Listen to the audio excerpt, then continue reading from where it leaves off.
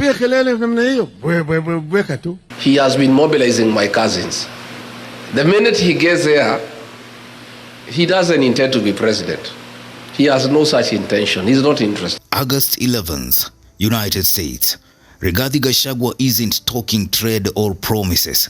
He's delivering a political grenade, branding Raila Odinga a power lover, allergic to responsibility, accused of misusing cousins for decades. Just days earlier, in Karachuonyo, Raila dubbed Gachagua and ODM rebels frogs in a river, noisy but irrelevant. This is more than rhetoric. It is a showdown for Kenya's political narrative. Even you're saying one term, so what? At Dr Phoebe Asiyo's burial, Raila's speech carried contempt, tribal opportunism, a cousin-centered political brand that excludes others, and a frog barb that resonated like a taunt. All and every Kenyan matters. It's not a question of blood relationship. Oh, our cousins. You're our cousins. You're our cousins. So those are your cousins. Those who are not your cousins, what are they? Are they not Kenyans? Are they not Kenyans? Gachagua, speaking from US soil hours later, accused Raila of co-opting Kamba, Kisii, Mijikenda, even the Taita Nation, promising them Canaan yet delivering chaos. The accusation: Raila excels at creating problems, getting invited to eat, and then disappearing silently, waiting for the next round of elections. Every election cycle, he has been mobilizing my cousins. The minute he gets there, he doesn't intend to be president. He has no such intention. He's not interested. He likes power, but with no responsibility. He doesn't know how to take responsibility. So he creates problems. He is invited into government and starts eating. And that is why, like now, he is quiet. Because he's a very good observer of good manners. When you're on the table eating, you don't talk. So these cousins now have found their way as a family. And now all the cousins are talking the same language. So I saw Tinga the other day crying about cousins. He was crying in a funeral. Instead of mourning the late Phoebe Asiyo, he was mourning the loss of cousins from his grip. Gachagua frames the cousin movement as a rallying cry uniting historically sidelined communities, no longer bargaining chips. But critics see it as refurbished ethnic bloc politicking, the very division the Constitution warns against. A friendly metaphor or tribalism in a new costume? This verbal duel reveals deeper gameplay. Gachagua positioning as kingmaker or contender despite impeachment. If the cousins unite behind him, Raila's electoral map shifts in key swing counties. Yet if Raila frames the movement as tribal brinkmanship, Gachagua risks isolation, both home and abroad. So hivi mimi sina wasiwasi. Piga kelele. Piga kelele namna hiyo. Weka tu. Kongo hiyo ni kama hiyo ngurumo ya chura. Ngurumo ya chura haizui ng'ombe kunywa maji. Ng'ombe itakunywa maji. Gachagua is in the US, but this is more than a diaspora posturing. He claims to have evidence of human rights breaches, RSF arms for gold dealings, even alleged meetings between Kenyan officials and Al-Shabaab. On the question of our chiefs who are abducted, again, negotiations are ongoing. The good news is that the contact is there.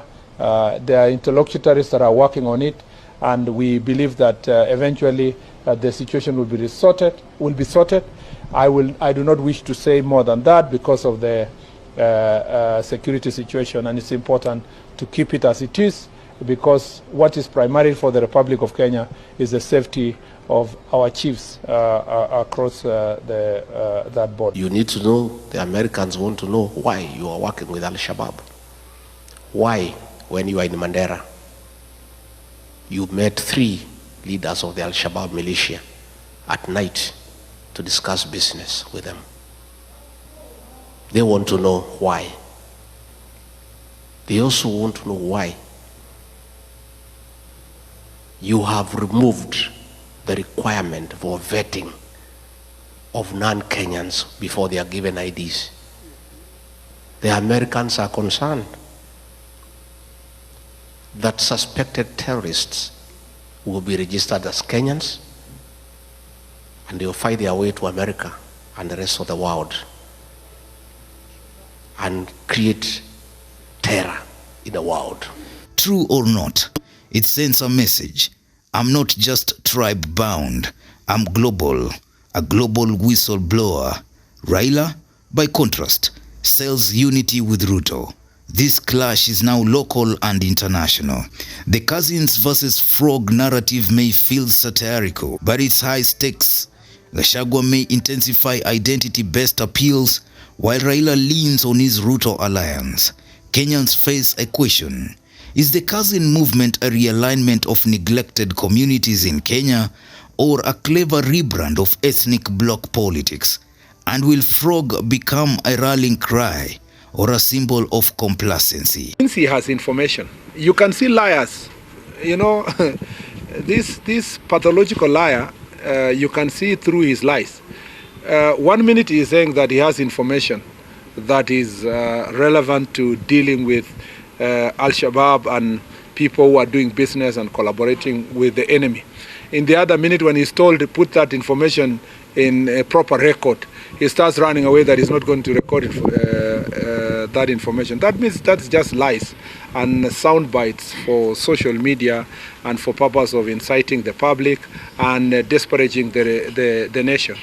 If he is a man enough and he is a person of integrity, he should put his allegations in writing, you know, together with the evidence that he has, the people who are in the meeting that he is alleging that the meeting, the businesses that those people bring, the collaborators.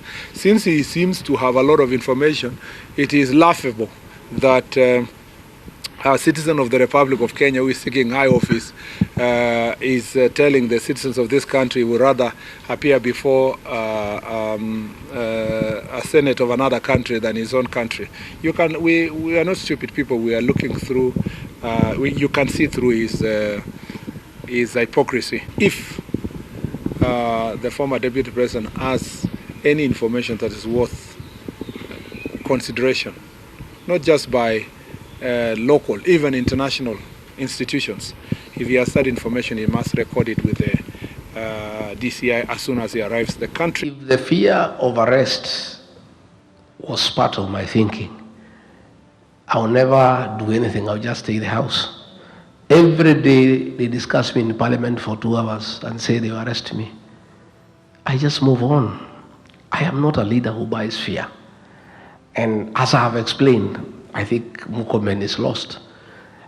I'm not the one who have launched investigations against William Ruto. It's the American Senate. Those issues were raised by the Americans, not myself. So I have nothing useful I can tell him. My day to go to Kenya is due.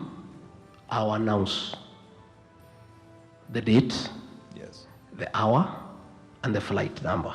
Thank you very much. So that whoever is interested, yeah, in arresting me can go ahead and do it. And let me tell you, I was arrested many times before the new administration. I never changed my stand. In fact, it hardened my resolve.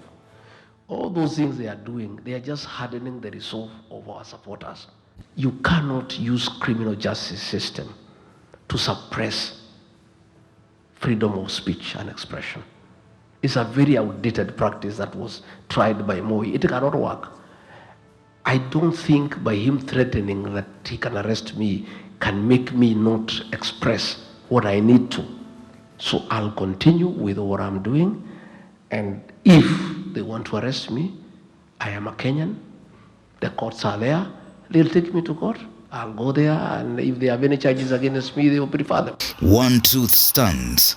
The feud has leaped from county funeral pulpits to US podiums. The political noise has only just begun. What do you think? Is Raila indeed a man who positions himself to become the next president of the Republic of Kenya, only knowing very well that he will never be president, but later seek to enjoy power without responsibility, as Gachagua puts it? Drop your comments. Newsroom, Maisha TV, Bushabi Junior.